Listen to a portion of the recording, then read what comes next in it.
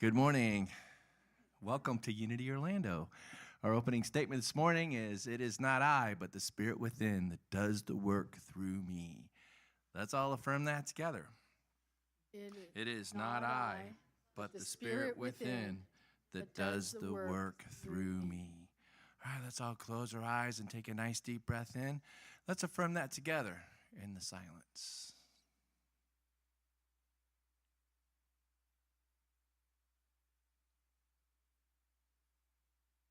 And so it is. And now if you'd like to stand and help us sing our joy song this morning, it's called Life to Love.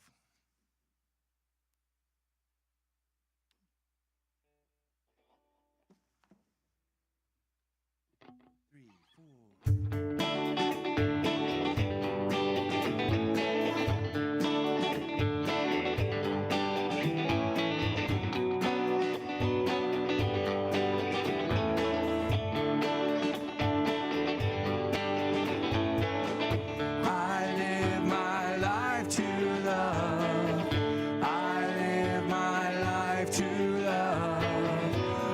Sing it twice to be sure of.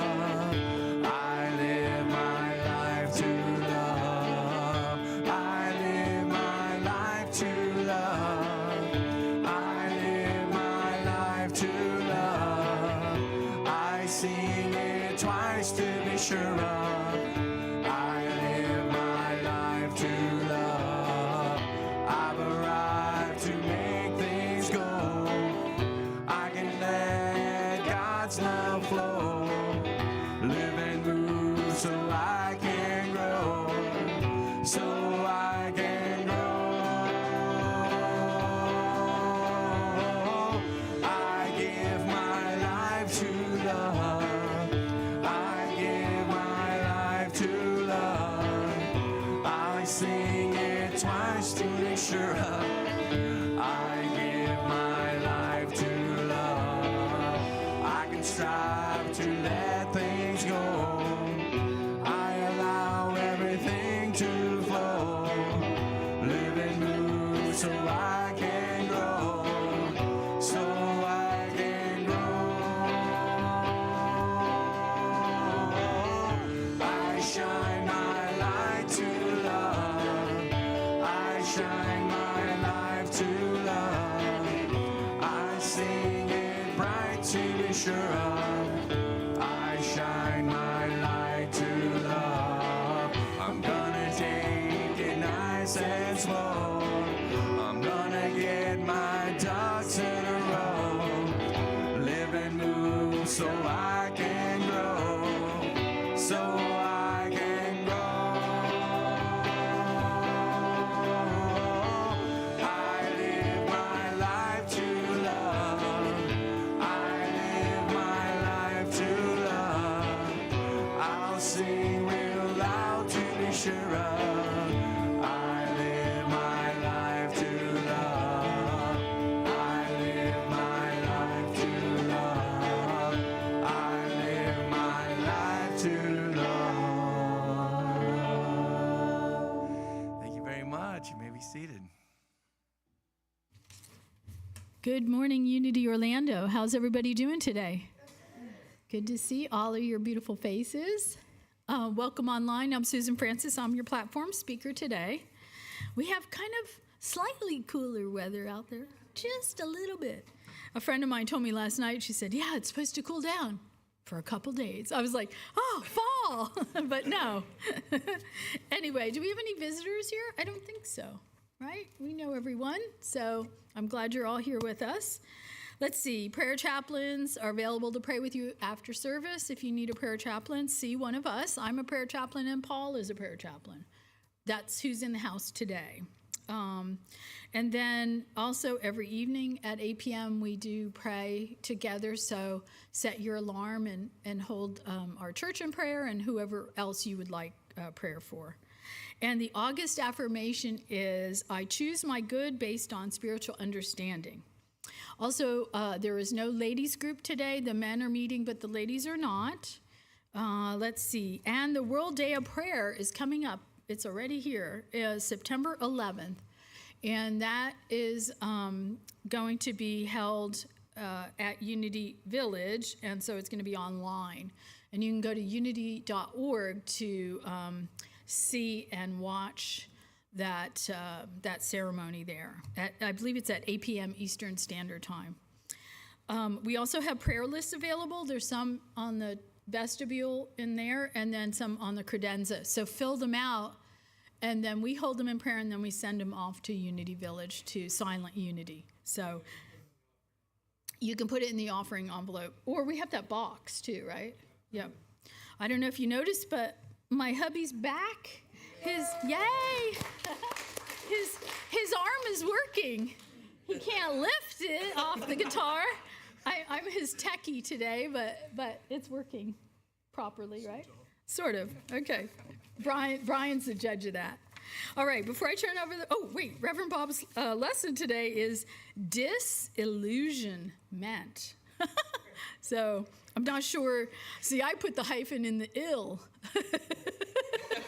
I don't know why. I didn't know.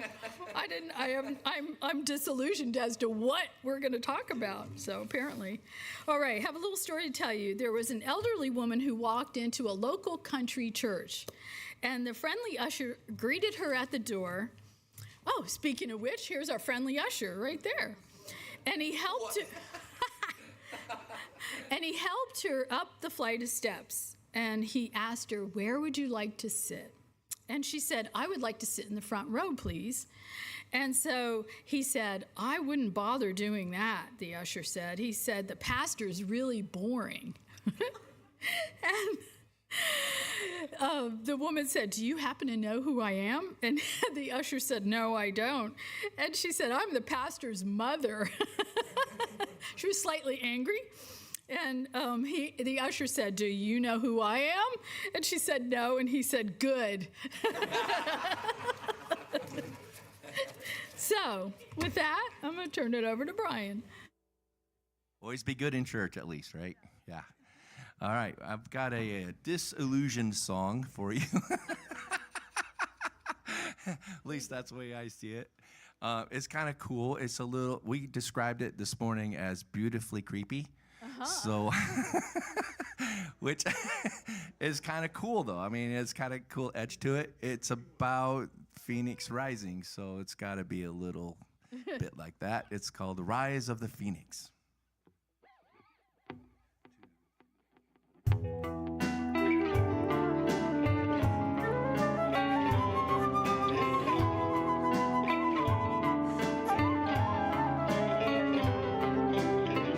I see a light that's casting shadows, reflecting on the wall.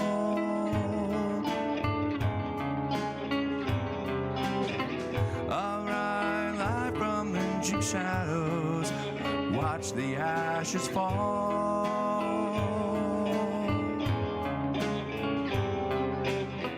A new life unfolds, a new body that holds a more beautiful soul, a supernatural goal, a life that feels like I'm whole. I just want to feel whole.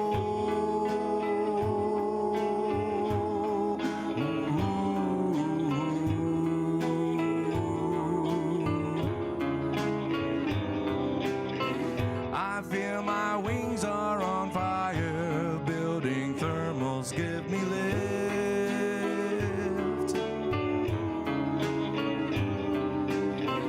I'm flying towards my desire, what a precious gift.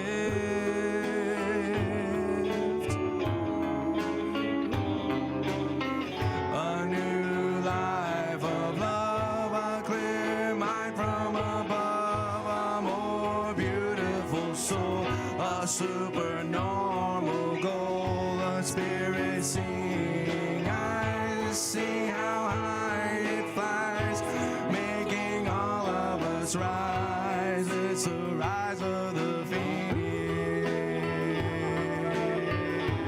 the rise of the phoenix.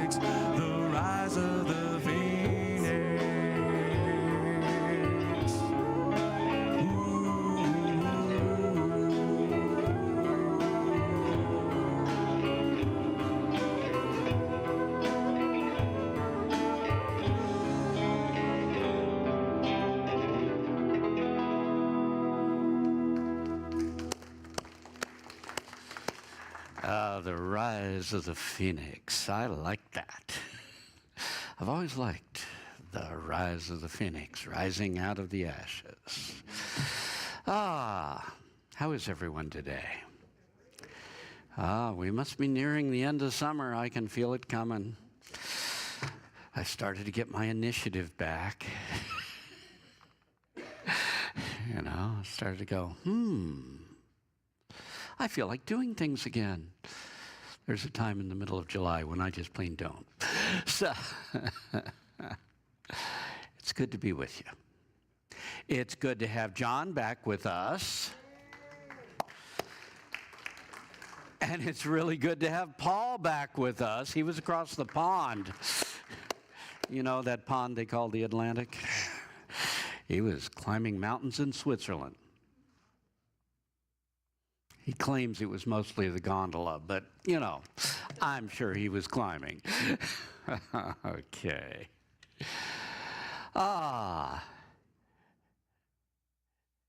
Today I want to talk about Paul's trip home, which I understand was pure hell. And he learned the lesson of what airline he will never fly again.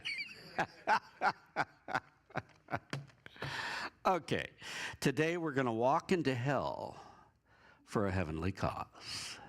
That is, we're going to talk about navigating the spiritual school of hard experience. Isn't that where we learn so many of our lessons? Charles Fillmore called it the school of fools. Yet it is the school of hard experience where most of us seem to have to take most of our important spiritual lessons. We seem to insist on learning things the hard way, but we do learn them. So more precisely today, my subject is the unity perspective on hell. You won't hear that very often. That's why I said maybe this should have been in with the weird talks. But hell is a learning experience, not a place. So I hope to put all the hard stuff we go through in earth life into higher perspective. There we go. We're going to start off with Ecclesiastes. You go, ooh, for every season? No, I'm going to start with the second and the fourth verse in the first chapter. And it goes, vanity of vanities, all is vanity. What profit a man of all his labor at which he toils under the sun? One generation passes away and another generation comes, but the earth abides forever. Oh, that's optimistic. What's he saying? He's saying, don't get too caught in this human life you're living. It's temporary. It's not reality.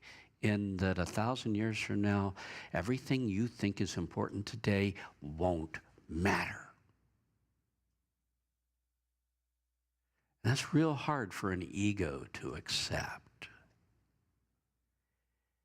And yet it's probably the first acceptance we have to make if you're truly trying to find your soul, the part of you that isn't temporary, the part of you that is eternal. The rest of it, it's all vanity. Your ego has illusions of grandeur, when in the end, it's only the soul growth that we're here for that matters. We think our opinions and our human accomplishments are the most important thing we can do. We think human life is real. This is it. Somebody think when this is over, I'm done. A lot of people think that. We think we are our physical bodies. And if the physical body falls away, oh, trouble. And we think our egos, our ego self, this personal self, is who we really are. And it needs to be protected at all costs. It's such a freedom when you get outside yourself and realize, I don't need to protect this. You will hear me often say, this is a fool. I don't need to defend this personal self. It's nothing worth defending. But I will make no apologies for what lives within me, the eternal part of my being. That's the awakening that in the end we're shooting for. Now, since we're discussing the role of the hellfire, the role of purification, you might say, let's talk for a moment about karma versus the law of grace. Somebody thinks you got to have one or the other, and that's not true. They actually work together beautifully. Karma, in the West, we simply call the law of cause and effect. You send out negative things, you get negative things back. You're an angry person, suddenly you're surrounded by anger. Everybody's angry with you. And this is just plain karma. Cause, effect. And what's going on? Spirit is trying to head us back to the middle of the road. Maybe the Buddha's had something with the middle path. But Spirit's constantly trying to bring us back. If we go this direction by being angry with someone else, we get to experience others being angry with us so we can see what we were doing and what we were creating. This is where grace kicks in. The moment you see your mistake, you're done. You're back on the path. And that was the entire purpose. It wasn't about punishment. It was about awakening. It was about seeing clearly. So I'm going to say very bluntly something we say in Unity all the time. You are not punished for your mistakes. You're not punished for your sins, but by them.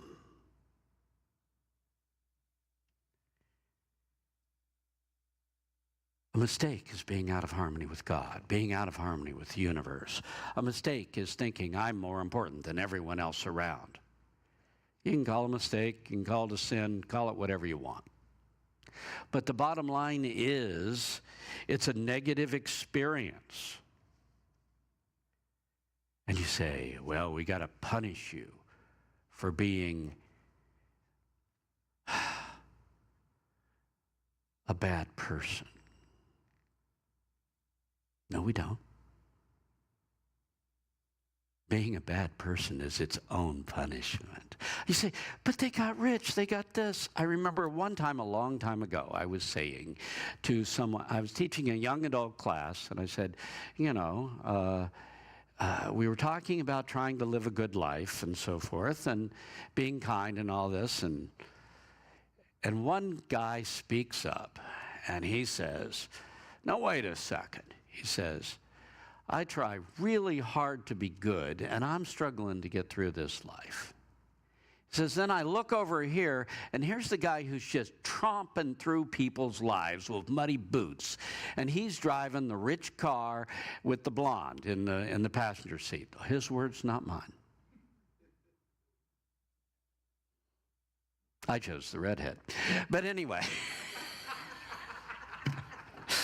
Enough of that.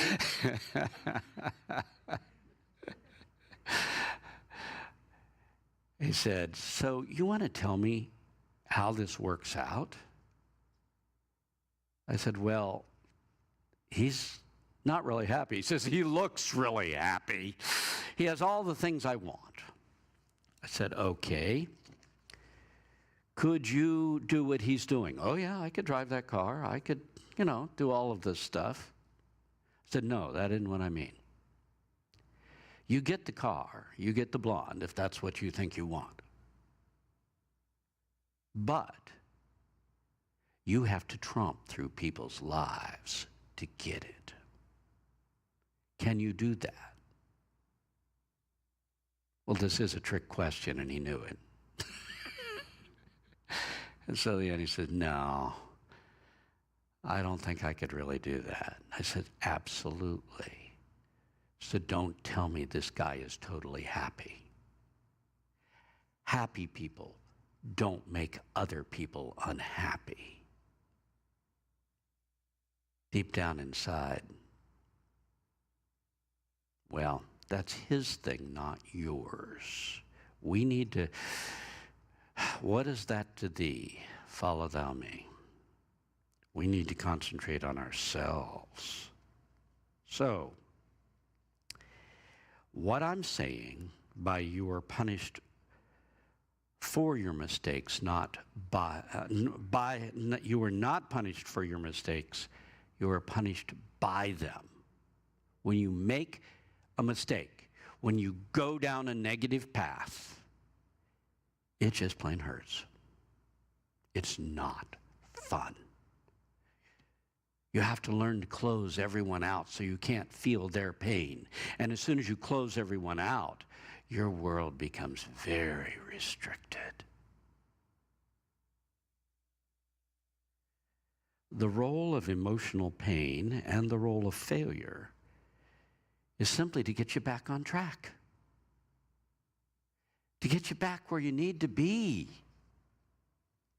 Pain is the guardrail of this life. It makes sure in the end you've got to release your ego illusions, those things you're making so important.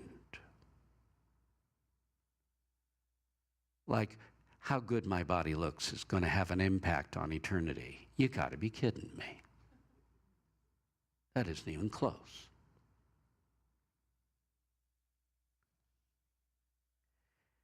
If you cling to the illusions of your ego, the flow of life will cause you pain until you wake up and realize that's not really the way it is. So, this is where dis-illusion-ment comes from.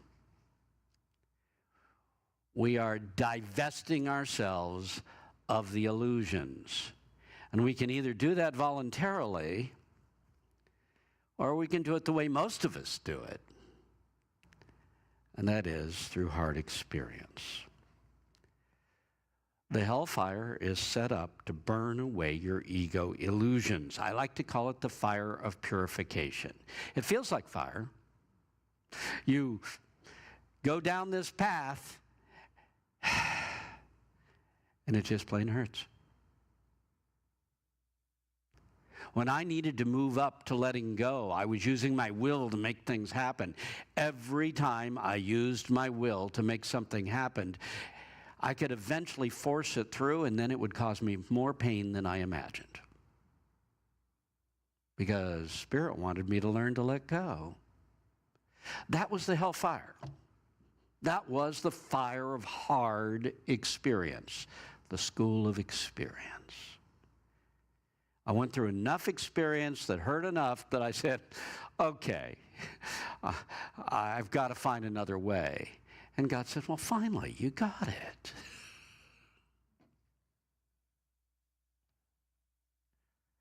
Dis-illusion-ment. Okay, I'm going to do a weird one on you. Hell is not a place. Just get that one straight. We used to say it's a state of mind, but I'm going to take it longer and say it's not just a state of mind of being out of harmony with the universe, but it's what it feels like when you get out of harmony with the universe. It's a process that's set up to guide you back to where you need to be. It's a process for awakening if we refuse to do so.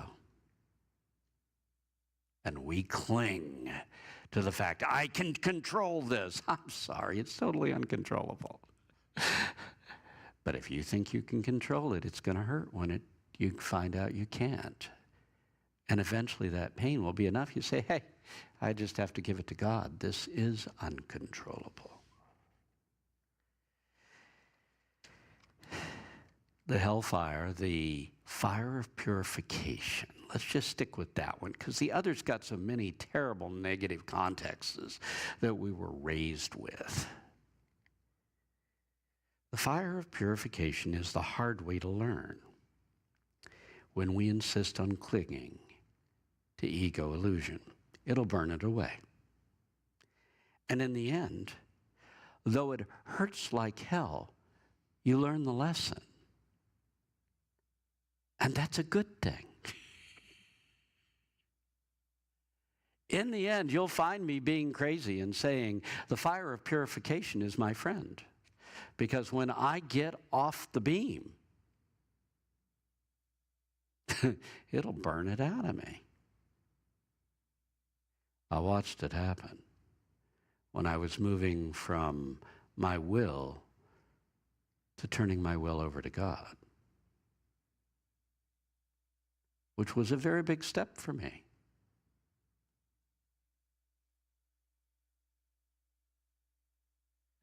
When I was 5 years old, we went to a family gathering of my mother's aunts and uncles. Okay, this is a couple of generations up, right? My grandparents' sisters and brothers. And we were there, and I'm bored stiff. So, I'm wandering around the yard, and I get in the car, and I'm playing around in the car, and I find this button that if you push down on it, it clicks. And I went, ooh, how intriguing. What is this? We were not a smoking family, so I had no idea what this was. It pops up, and I went, ooh. Maybe it comes out. Oh, it did. Look at the pretty red circles going on in there. It's a spiral, bright red. And like any 5-year-old, I stuck my thumb on it. Now, I had that spiral imprinted on my thumb for months. But you can bet I never in my life again touched a cigarette lighter. I learned the lesson. Now let's talk about later on. Last week I mentioned a time in my life, it was several years of more pain than I could have imagined. And when it was done, I felt like who I had been had literally died. And a new self was born. I was someone new, and I had to figure out who it was, because it was kind of being born inside of me. Okay. So when I was done with that, and I came out on the other side as this new being, I thought, I never, ever want to have to do that again. But having gone through it, I would never, ever give it up. That's what you will say about the lessons you learn from the fire of purification. They were not fun, but you learned the lesson.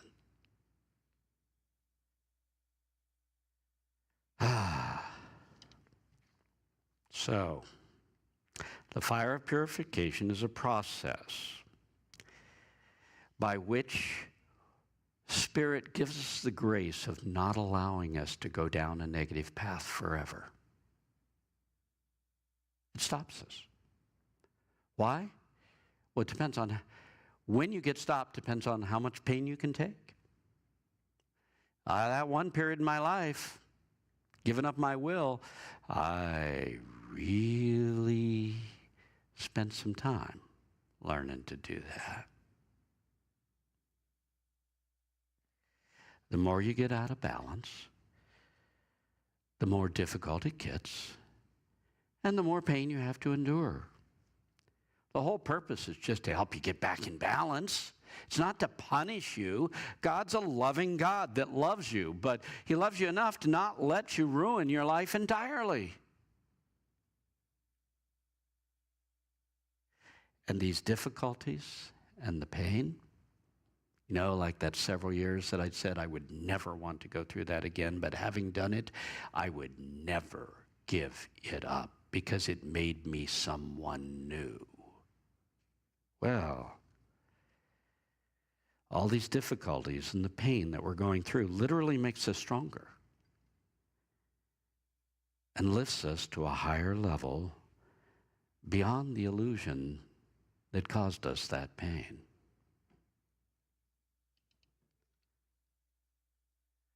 The darkness of your ego illusion is dispelled. And we don't have to carry that weight anymore.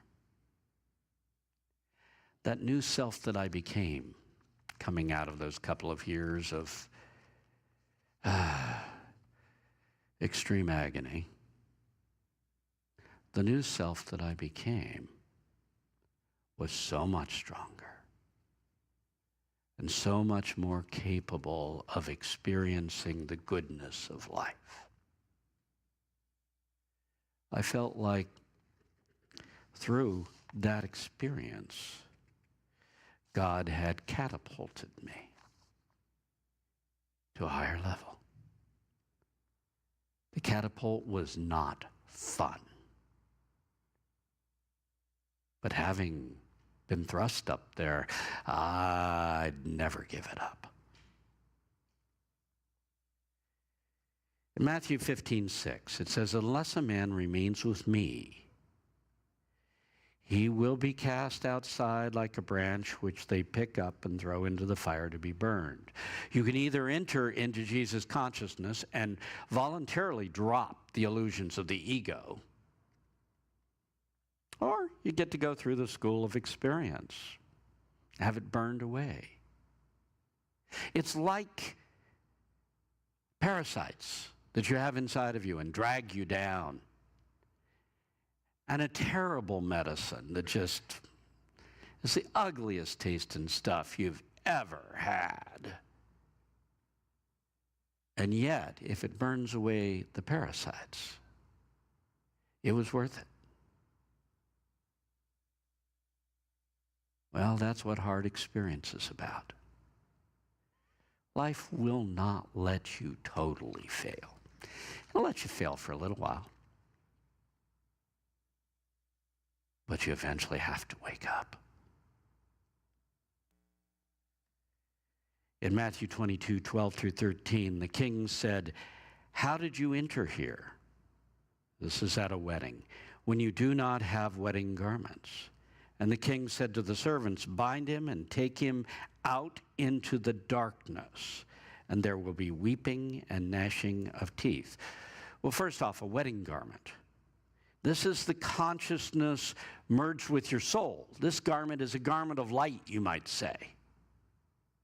How could you be at this higher level without a garment of light? And if you aren't, I'm sorry. If you haven't learned, if you haven't truly ascended into the realization of goodness in your life, you get to get thrown into the darkness, where there will be weeping and gnashing of teeth, where there will be hard experience. And out of it, you'll learn to don the wedding garment, the consciousness of light. Because it's so much more fun than darkness.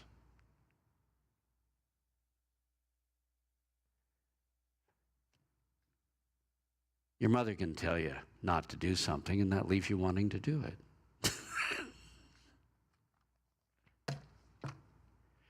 But if you do it and get burned,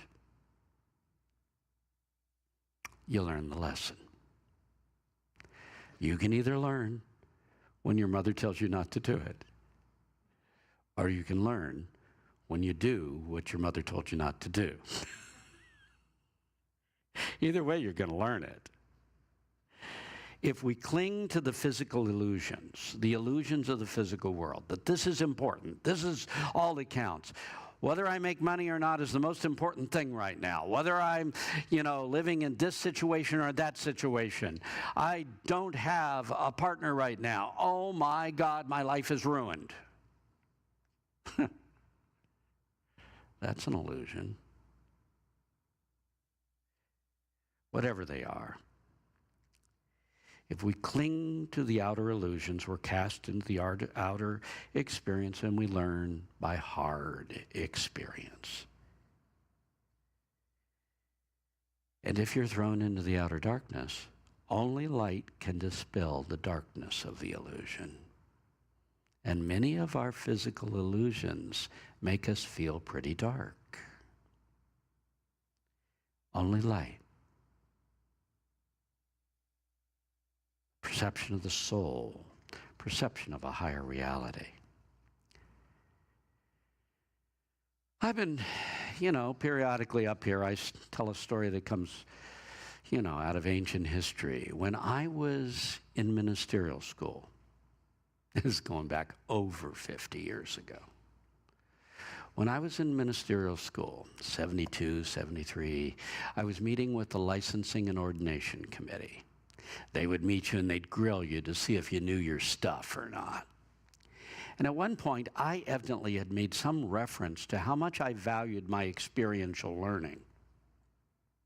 And to this day, I still value my experiential learning. I paid dearly for it.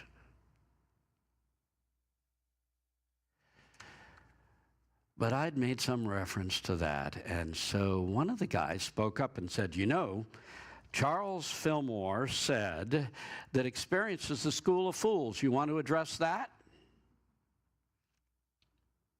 This was news to me. I had not read that passage. And so I begged off and said, I'm sorry, unless I read it in context, I'm not sure I could address it. And I was absolutely right. When I found it and put it in context, it made a lot of sense. Here goes. Experience is the school of fools. The truly wise do not take lessons within her doors. There are two ways to get understanding. One is to follow the guidance of the Spirit that dwells within. And the other is to go blindly ahead and learn by hard experience. Guess what? You're going to learn either way. It's your choice. Jesus said, when I'm gone, you aren't on your own. I will leave with you the Comforter, the Holy Spirit, that will teach you everything you need to know. You can either hear from the Spirit within, or you can take your illusions and bang them against a wall until they shatter, and then wake up. There's one more scripture I'm going to read, Luke 12:16 through 21. The land of a rich man brought him a great many crops, and he reasoned, what shall I do? I will tear down my barns and rebuild them and enlarge them. And I will say to myself, soul, you have many good things stored up for many years. But God said to him, oh, you short-sighted man, this very night your life will be demanded of you. These things which you've prepared, to whom will they be left?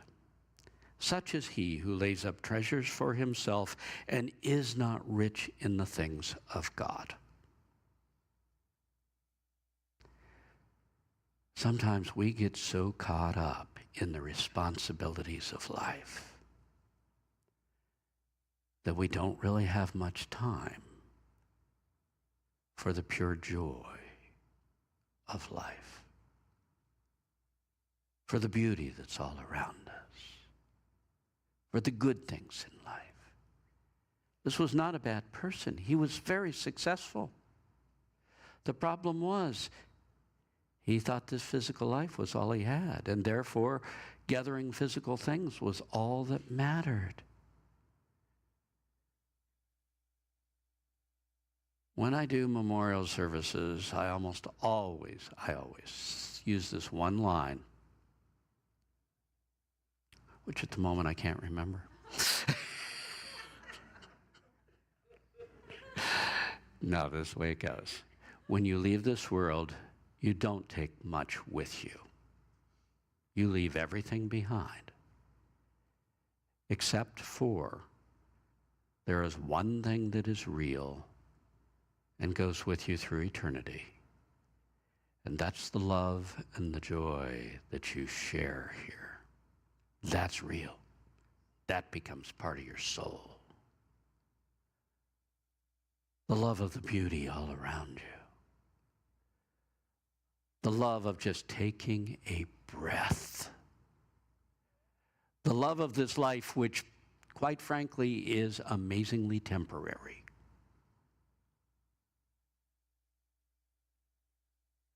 So make sure you're enjoying your life to the fullest, not putting it off for a future time. How many people do you know who save the best for last? So, so many times I think, oh, one day I'll do this, but right now I need to keep my nose to the grindstone. I don't have time to enjoy my life. When I retire, I'll do that. And so many of them end up like the guy who had this very successful life, and then, but don't you realize you're leaving? So, don't work to the exclusion of the things of the Spirit. You say, what are those? Joy, love, and dwelling on beauty. That's really important as we walk through this life. And make sure you're uncovering your soul, not just your ego, self. What's underneath? Because eventually the rest of it's going to fall away. So, the whole point of this is life is a school. And we're going to learn our lessons one way or another. It's a school you are not allowed to fail indefinitely. You eventually are going to succeed, either by listening to Spirit and awakening or having the tar kicked out of you until you get it. Either way, you're going to learn the lesson. And since most of us seem to learn at least some of our spiritual lessons through hard experience, I now have some suggestions for minimizing the pain we go through as we do learn those lessons. Number one, remind yourself daily, I am not this ego personal self. I am not this body. And everything in this life is temporary. Just keep reminding yourself. Number two, ask your inner spirit for guidance on every decision you make. And learn by trial and error. I added that one in there because that's the way I learn it. Learn how to listen.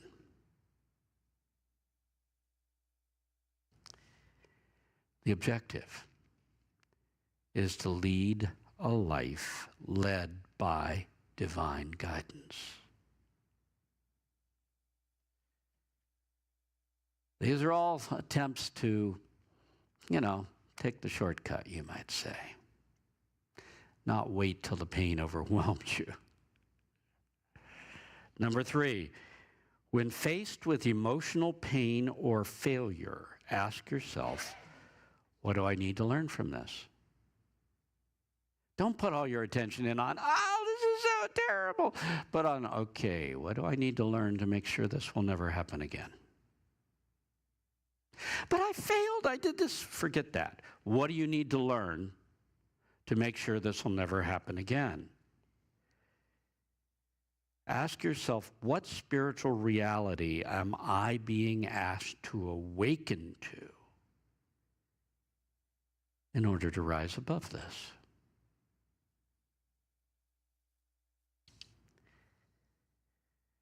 Release whatever ego illusion you're clinging to that creates this pain by remembering you're a soul. You're more than this outer being. You're a soul. And quite frankly, recognize when life is sending you in a different direction. You can either go in the wrong direction until it hurts so much you can't handle it, or you can say, gee, is there another way? Should I be heading another direction at this point?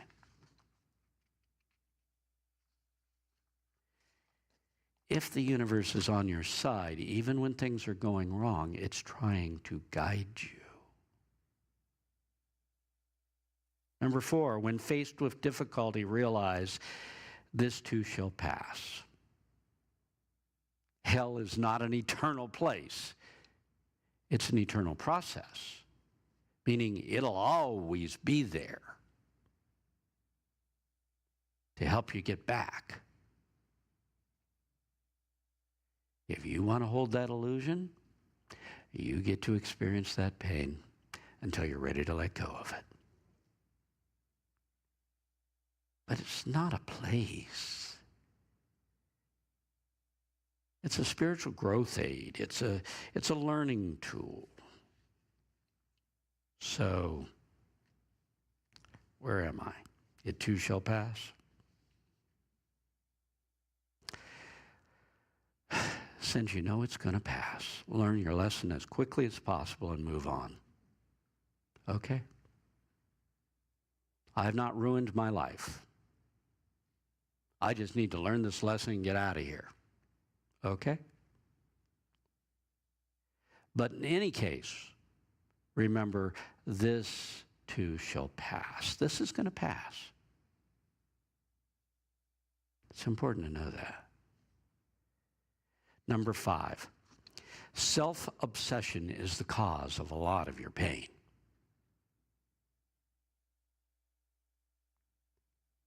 Most of your pain is because we're stuck in ourselves. It's me against the world, right? I'm not getting what I want. I want to do this, and life's not letting me right now.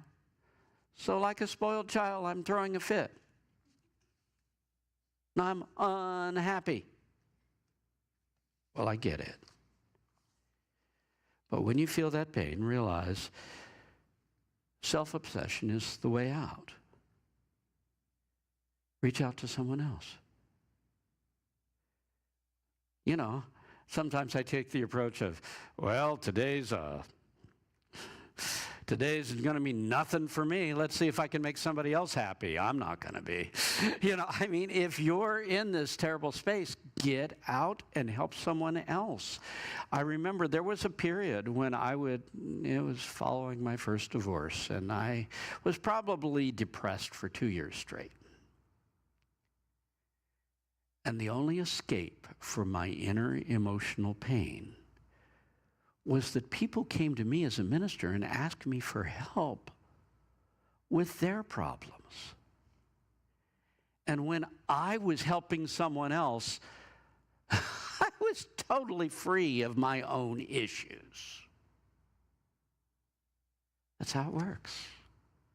Get out of yourself. Recenter on serving others instead of serving yourself, and you can escape. Number 6, remember life is the teacher and I am not. I have to keep repeating that to me because I'm quite sure. Give me 10 minutes with him and I can set him straight. Don't we all think that at times?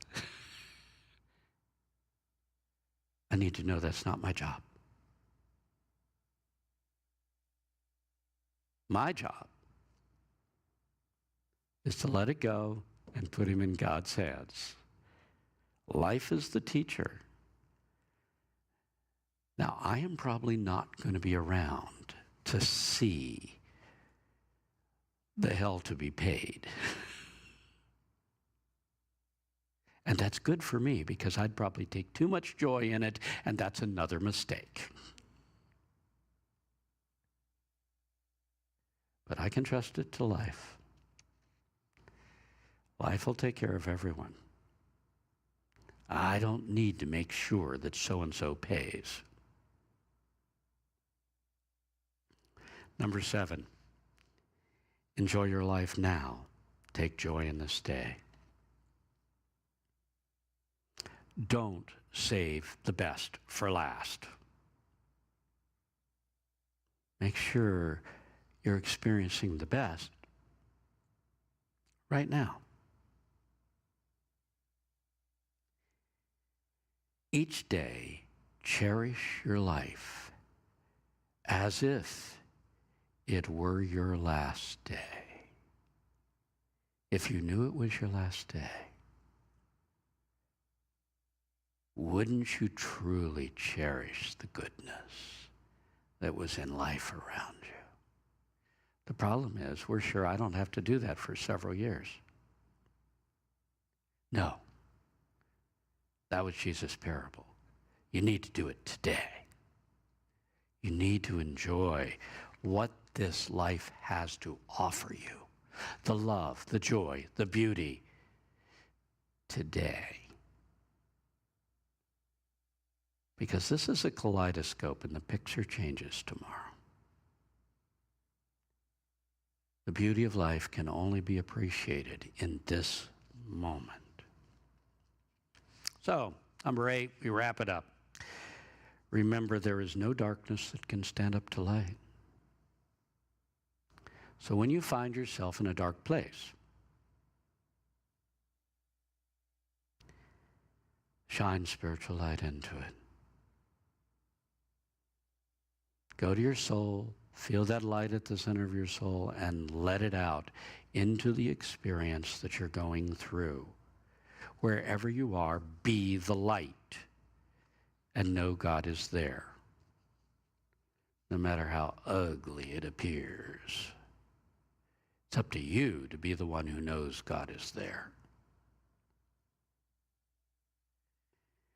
And the last thought is that if you can always let go in order to rise higher, it's one of the paths to enlightenment, letting go. If you can let go, the light flows in there. And in the end, that's how you rise. So let's close our eyes and take a few moments. We take a deep breath, sigh it out.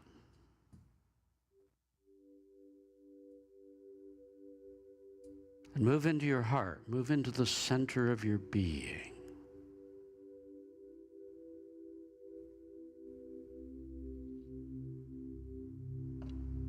And let's let go for a little while. I am not this body.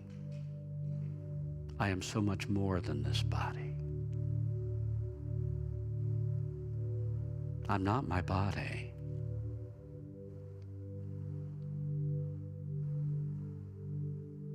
And I'm not my opinions. I know I like to think they define me, but they don't. They're not eternal. My opinions on life, my opinions on what's good, what's bad, and all of this, let's just let it go. Jesus said, judge not, that ye be not judged, that ye not be drawn into this vortex of darkness that we call judgment.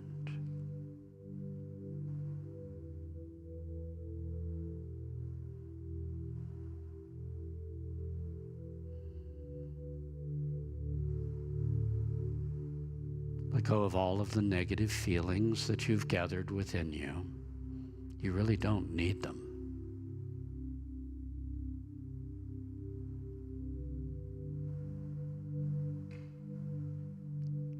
Let go of your mind, your intellect. You actually don't need that either. Your soul functions on a higher level, beyond the logic of this world.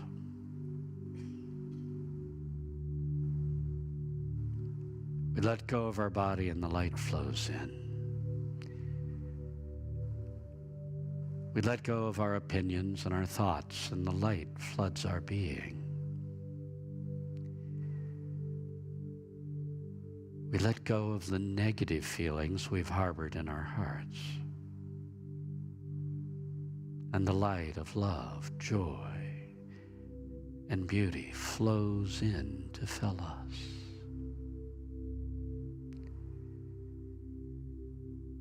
We let go of this ego self, this particular time and space.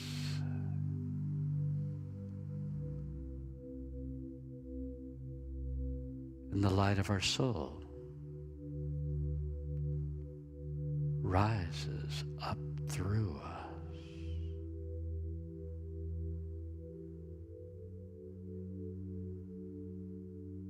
And as the soul takes command of our being, we are aware of the utter beauty that surrounds us. And the sunrise, the sunset, the sky, the earth, the wind, the sea.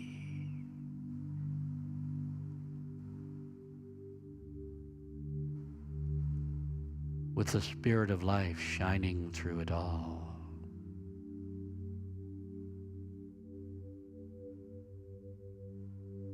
And the people around us, they are not people. They are beings of light, wearing a costume that makes them look like people.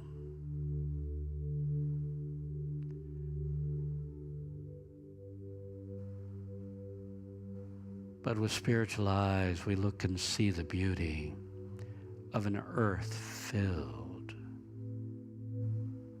with the children of God. Many still sleeping, but the children of God nonetheless.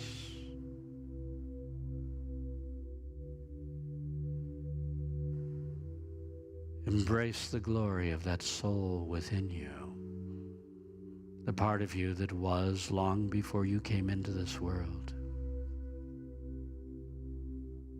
and will be long after your body falls away and you lay aside this personal self. I am the child of God.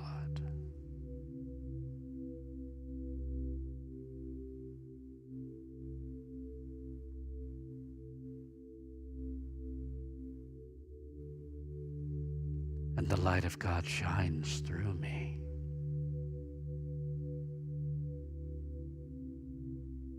So let the light of God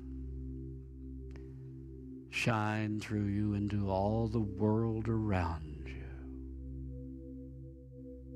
casting God's blessings in all directions.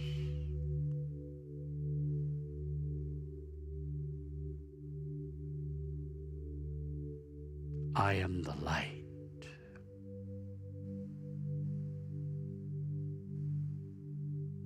I am not this physical being. And this physical world is not my ultimate home.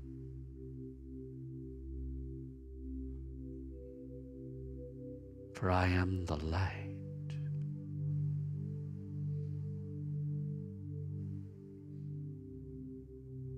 And I give that light command over this temporary life that I live, so that I can truly appreciate and love every moment. For the outer world will only live on through eternity, through the cherishing of my heart.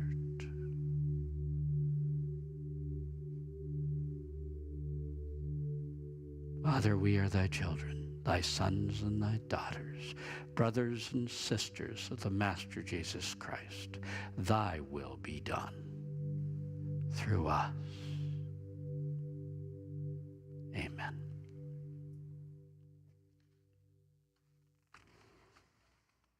Now, if our usher will come forward, we'll prepare for our offering.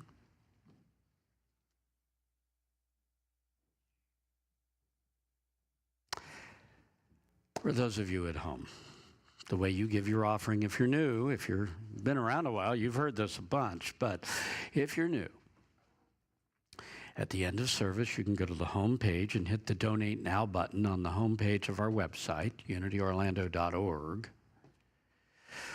You can pull off our address from that website and send us a check, or you can use Zelle. But if you use Zelle, you have to use our Gmail.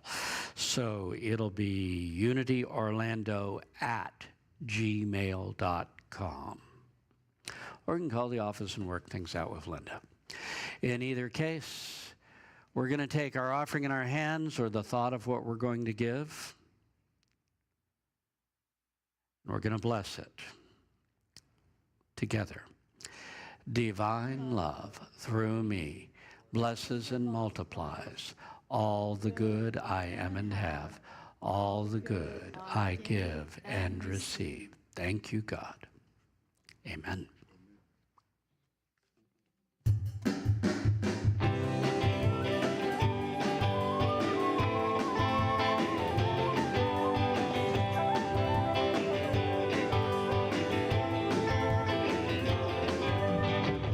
I expect the unexpected, anticipate the anticipated. I understand by intuition the right time is now. Sitting in the divine position, illuminate my recognition. Now everything is divine tradition that lights my way.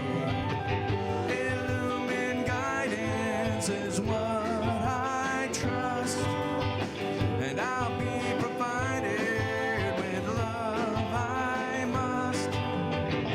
Illumine nature, omni-creator. Open up the heart's door and come in to explore. Come into my heart, let this loving part be my nature. To heal this loving heart, be my nature.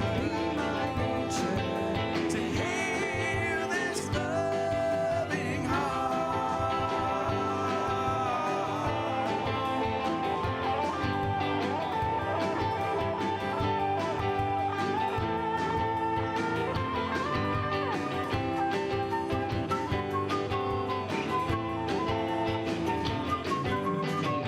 I expect the unexpected, anticipate the anticipated. I understand by intuition the right time is now. Sitting in the divine position, illuminate my recognition. Now everything is divine tradition that lights my way. Illumine guidance is what I trust, and I'll be provided with love I must. Illumine nature, omni-creator. Open up the heart's door and come in to explore. Come into my heart, let this loving start be my nature. To heal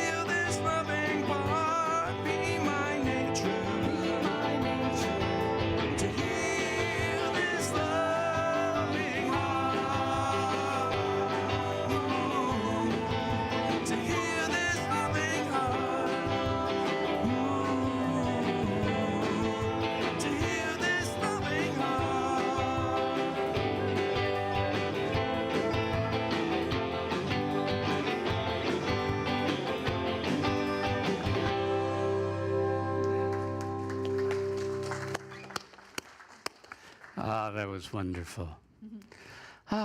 Thank you for bringing us up at the end of service. And thank you guys for putting up with me. Thank you for being my spiritual family, Unity Orlando. Okay, next Sunday we change pace entirely from where we were today. We're going to go back to establishing our spiritual goals, talking about where we're going with our life, where we are taking our life in the year ahead. We're going to look back over some of the things that we said at Burning Bowl. If you weren't there, it's not a problem. But we are going to take a look and decide this far through the year, are we still on the path we want to be on? Where do I want to be heading?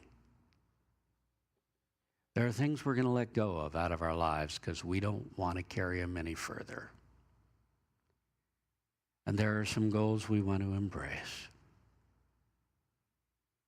We're going to go readdress that, decide what they are. We'll have our white stone ceremony during which we choose which spiritual quality we want most to express in our life through the rest of this year. And then we'll choose which 3 goals are most important to us. So I hope you'll be here as we once again take our compass reading on where we're going with our life next week. We do it every year. I've often said, if you can have Christmas in July, you can have New Year's in August.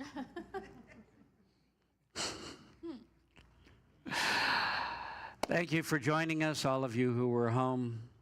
Thank you who all came in person. Let's rise and let's close this service off with our prayer of protection together. The light of God surrounds us. The love of God enfolds us. The power of God protects us. And the presence of God watches over us. Wherever we are, God is, and all is well. God bless you all.